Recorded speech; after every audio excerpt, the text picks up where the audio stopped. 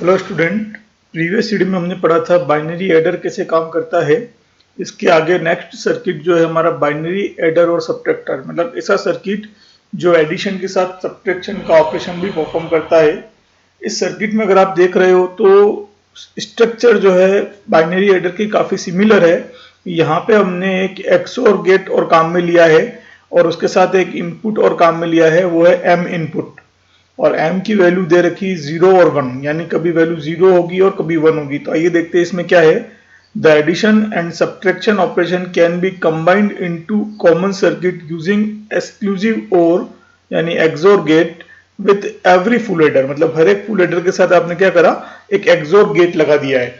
तो हर एक full adder के साथ जब एक्सोर गेट आपका लग जाता है तो उस केस में आपका जो सर्किट है वो क्या बन जाता है, बाइनरी एडर और सब्ट्रैक्टर दोनों काम करता है। तो ये जो है आपकी वो सारे क्या है, एक्सोर गेट के सिंबल हैं, जिसके अंदर क्या हो रहा है, एक तो आपका m की वैल्यू आ रही है और बाकी सब b0 b1 b2 ये सारी वैल्यू आपकी इनपुट में जा रही है।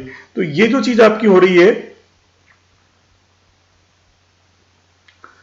here we have control input m where value of m equal to 0 circuit will be adder, when a value of m equal to 1 circuit will be subtractor। मतलब यहाँ पे आपका क्या होगा कि एक पर्टिकुलर टाइम पे सर्किट एडिशन का काम करेगा और दूसरे मोड में सर्किट सब्ट्रैक्शन का काम करेगा। जब m की वैल्यू आपकी 0 होगी तो एडिशन होगा और m की वैल्यू 1 होगी तो सब्ट्रैक्शन होगा। तो आइए देखते हैं ये एडिशन और सब्ट्रैक्शन कैसे परफॉर्म करता है। बाइनरी एडर और सब्ट्रैक्टर का डायग्राम दे रखा है। सबसे पहले यहाँ पे मैंने एक्सोर की एक टेबल बना रखी है। ये जो आप देख रहे हैं ये आपके एक्सोर की टेबल है। ये जो मैं राउंड कर रहा हूँ ये एक्सोर की टेबल है, जिसके अंदर अपन देखते हैं एक्स वाई इन दोनों का एक्सोर हो रहा है। तो एक्सोर का सिंबल है ये जो आप देख रहे हो, प्लस सिंबल एक सर्किल के अंदर लिखा हुआ है, तो इसको बोलते हैं एक्स एक्सोर वाई। तो यहाँ पर क्या है, जब दोनों समान वैल्यू है यानी दोनों 0 है या दोनों 1 है तो रिजल्ट आपका क्या आ रहा है, 0 आ रहा है। अगर दोनों वैल्यू अलग अलग हैं तो रिजल्ट क्या आ रहा है, आपका 1 आ रहा है। तो ये आपका एक्सोर का टेबल है, इसको ध्यान में रखते हुए हम ऑपरेशन परफॉर्म करेंगे। तो यहाँ पे दे रखा है, suppose we have 2 and 3 for addition. The value of 2 यानी 2 आपका a का वैल्यू होगा जिसका मान होगा 0 0 1 0, और b जो है उसमें हम 3 रखेंगे और 3 का जो मान होगा वो होगा 0 0 1 1। और एडिशन के लिए m की वैल्यू क्या रहेगी, 0 रहेगी, जैसा अपन ने प्रीवियस स्लाइड में पढ़ा था। तो अभी हम क्या कर रहे हैं, सबसे पहले ये जो आपका b0 b1 b2 और b3 ये सारे जो इनपुट हैं वो क्या आएंगे, b के अंदर आएंगे और इनके साथ ही साथ एक वैल्यू आ रही है आपकी m की एज ए 0।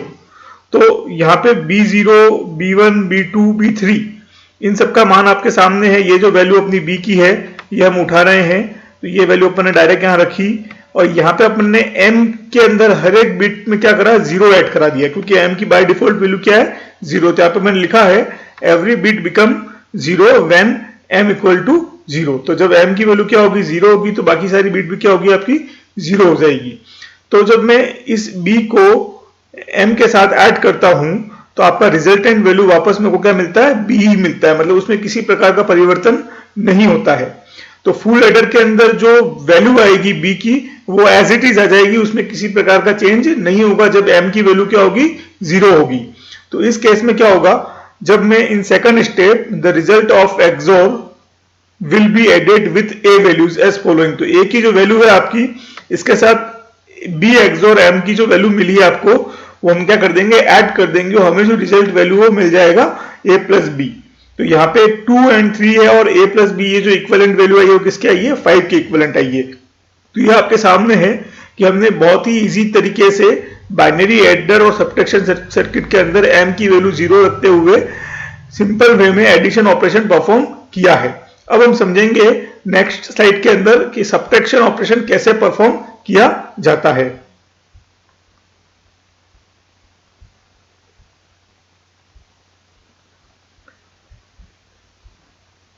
तो यहां पे हम देखते हैं, suppose we have 8 and 5 for subtraction, the value of a is 8 और 8 का जो इक्विवेलेंट है 1000 है।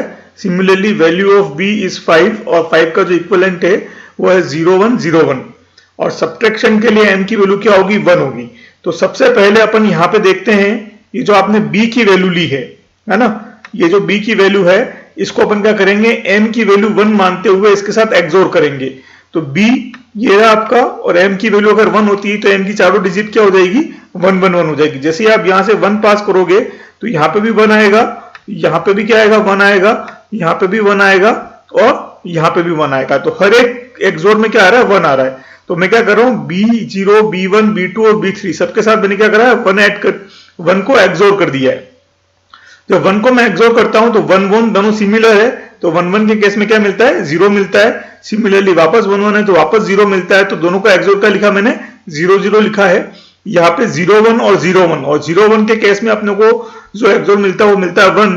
तो जब एक्सोर का रिजल्ट आया अपने साथ 1 1 0 0, ये रिजल्ट कहां आ जाएगा, आपके फुल एडर के अंदर आ जाएगा, है ना, फुल एडर के अंदर आ जाएगा। लेकिन यहाँ पे अपने को एक बात और ध्यान रखनी है कि जब मैं m की वैल्यू यहां से 1 कर रहा हूं तो c की वैल्यू भी क्या हो जाएगी, आपकी 1 हो जाएगी।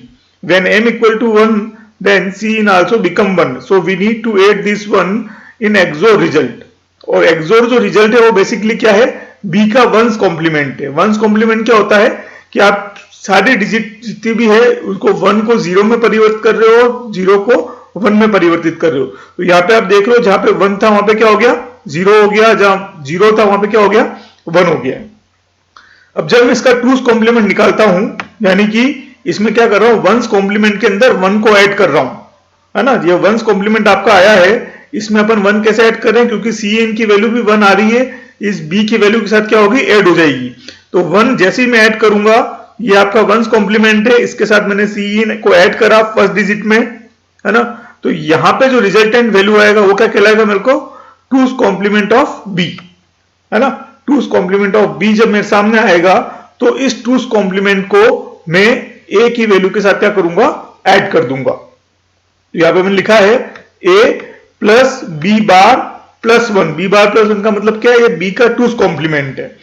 जब मैं क्या कर रहा हूं, a की वैल्यू और b का जो टूस कॉम्प्लीमेंट है दोनों को ऐड कर रहा हूं, तो मेरे को जो रिजल्टेंट वैल्यू मिल रही है वो क्या मिल रही है, a माइनस b, यानी 5। जो आपके पास रिजल्ट आ रहा है वो किसका आ रहा है, 5 का आ रहा है। इसको थोड़ा सा अपन समझते हैं, देखते हैं अपन। 0 प्लस 1 1, 0 प्लस 0 0, और 0 प्लस 1 1, 1 प्लस 1 क्या होता है, 0 होता है। और जो 1 कैरी आता है उसको अपन यहाँ पे क्या कर रहे हैं, डिस्कार्ड कर देंगे, क्योंकि अपन 4 बिट का ही ऑपरेशन परफॉर्म कर रहे हैं। अगर अपन 4 से अधिक बिट का ऑपरेशन परफॉर्म कर रहे होते तो उसको हम यहाँ पे साथ में रखते, लेकिन अभी हम 4 बिट का ऑपरेशन कर रहे हैं, इसलिए यहाँ पर 1 को डिस्कार्ड कर देंगे।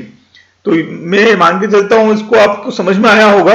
यहां पर आपका मेन बात ये समझने की है कि कभी भी हम किसी भी संख्या को किसी और संख्या से बाइनरी डिजिट में माइनस करना चाहते हैं, तो बाइनरी डिजिट में माइनस करते वक्त आपको एक बात का ध्यान रखना है कि हमें उसका पहले टूस कॉम्प्लीमेंट निकालना पड़ेगा।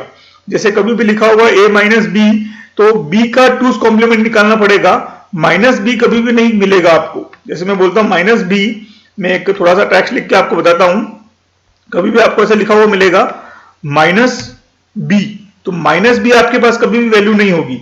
माइनस बी को आप कैसे रिप्रेजेंट करोगे, तो माइनस बी को रिप्रेजेंट करने के लिए इसका टूस कॉम्प्लीमेंट निकालना पड़ेगा। तो अपन क्या बोलेंगे इसको, टूस कॉम्प्लीमेंट ऑफ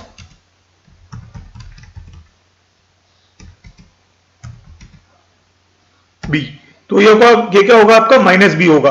और मैं ऐसे भी लिख सकता हूं, अगर आप समझना चाहें तो, ए प्लस माइनस बी। तो ए के साथ क्या कर रहा हूं मैं, टूस कॉम्प्लीमेंट ऐड कर रहा हूं बी का, है ना। तो ये जो रिजल्टेंट वैल्यू है वो क्या हो जाएगा आपका, ए माइनस बी। तो मैं A minus B direct calculate नहीं कर सकता हूं, मुझे बी का टूस कॉम्प्लीमेंट निकालना पड़ेगा। तो होप है आपको समझ में आया होगा। कोई प्रॉब्लम होगी तो अपन डिस्कस कर सकते हैं और आगे। Thank you.